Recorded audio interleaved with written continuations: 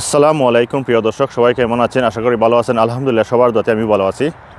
বরাবরের মতো আবারও চলে আসলাম। হাঙ্গেরির যে রিউমার্স চলতেছে, বাংলাদেশে হাঙ্গেরির ভিসা বন্ধ, হাঙ্গেরির ভিসা দিবে না, বা হাঙ্গেরির যে এই সার্বিক পরিস্থিতি, সব বিষয়ে নিয়ে আলোচনা করব। সো মিস্টার আজিজ 365 ব্লগে আপনাদের স্বাগতম। যারা আমার চ্যানেলকে এখনও সাবস্ক্রাইব করেন নাই তারা অতি শীঘ্র সাবস্ক্রাইব করে নেবেন, আর যারা সাবস্ক্রাইব করেছেন তাদেরকে অসংখ্য অসংখ্য ধন্যবাদ। সো আর দেরি না করে আমি আমার মূল বিষয়ে চলে যাচ্ছি। ফার্স্ট অফ অল বলবো, আমি হাঙ্গেরির গভর্নমেন্ট যে নতুন ডিগ্রি জারি করেছে যে বাংলাদেশ, পাকিস্তান এবং ইন্ডিয়া এই সব দেশ থেকে ভিসা দেওয়া এখন বন্ধ করে দিচ্ছে, এবং যেগুলো দেশ থেকে ভিসা চালু রেখেছে সেগুলো হচ্ছে আর্মেনিয়া এবং জর্জিয়া। বাংলাদেশ থেকে কবে ভিসা দেওয়া শুরু করবে এখনও তা বলা যাচ্ছে না, কিন্তু তারা বলেছে বাংলাদেশের গভর্নমেন্ট যদি তাদের সাথে চুক্তি করে তাহলে তারা বাংলাদেশকে আবার ভিসা দিতে পারবে। দ্বিতীয়ত বলবো, আগে হাঙ্গেরিতে বিভিন্ন ধরনের ভিসায় মানুষ হাঙ্গেরিতে আসতে পেরেছেন, কিন্তু এটা এখন আর হবে না। এখন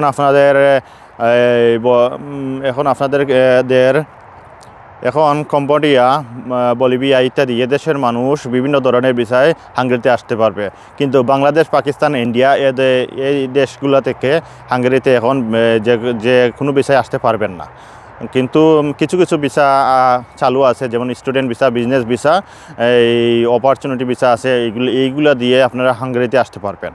কিন্তু যেগুলো ওয়ার্ক পারমিট আছে এগুলো দিয়ে এখন ইন্ডিয়া, পাকিস্তান, বাংলাদেশ থেকে লোক আসতে পারবেন না হাঙ্গেরিতে। 2023-24 এইগুলোতে অনেক লোক হাঙ্গেরিতে বিভিন্ন ধরনের বিষয়ে আসছেন। আসার পর এখানে কেউ থেকেছেন, কেউ অন্য দেশে মুভ করেছেন, কিন্তু এখন আর এটা হবে না। এখন বাংলাদেশ, পাকিস্তান, ইন্ডিয়া জন্য হাঙ্গেরির এই যে নতুন নিয়ম করতে যাচ্ছে সেটা হচ্ছে, গভর্নমেন্ট যদি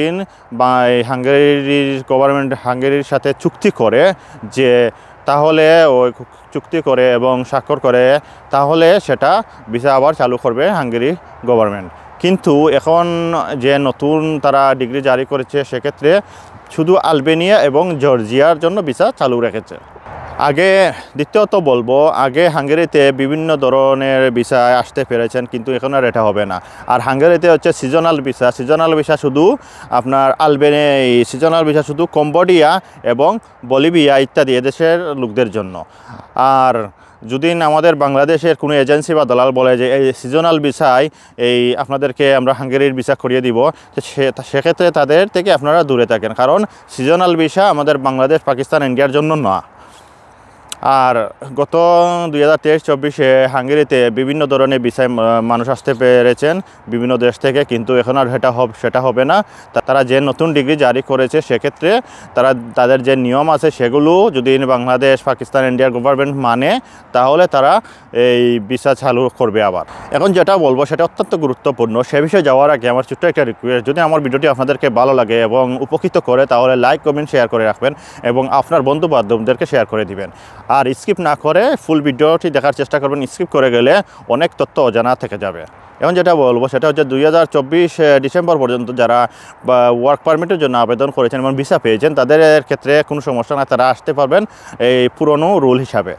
আর 2025 সালে যে রুল হতে যাচ্ছে সেক্ষেত্রে আপনাদের এই 2025 সালে যারা পারমিটের জন্য বা এই এমবেসি ফেস করেছেন বা যারা এখনও অপেক্ষায় আছেন তাদেরকে বলবো যে এখন 2025 সালে এখনও নিয়ম তারা যে ডিগ্রি জারি করেছে সেক্ষেত্রে এখন কোনো বিএফএস বা এমবেসি হাঙ্গেরির ভিসা দেবে না।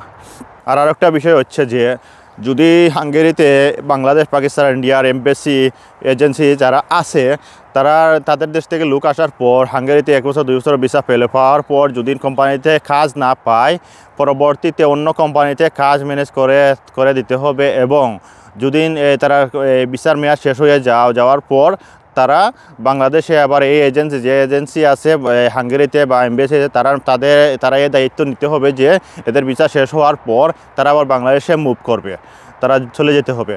সেক্ষেত্রে বাংলাদেশিদের বা ইন্ডিয়া, পাকিস্তান এদের জন্য ভিসা তারা চালু করবে। সেক্ষেত্রে বাংলাদেশ, পাকিস্তান, ইন্ডিয়া এই সবার গভর্নমেন্ট এই হাঙ্গেরি গভর্নমেন্টের সাথে চুক্তি করে স্বাক্ষর করতে হবে যে তারা তাদের লোক 1 বছর 2 বছর ভিসা পাওয়ার পর, ওয়ার্ক পারমিট পাওয়ার পর কোম্পানিতে কাজ করার পর যে তারা আবার তাদের দেশে মুভ করবে।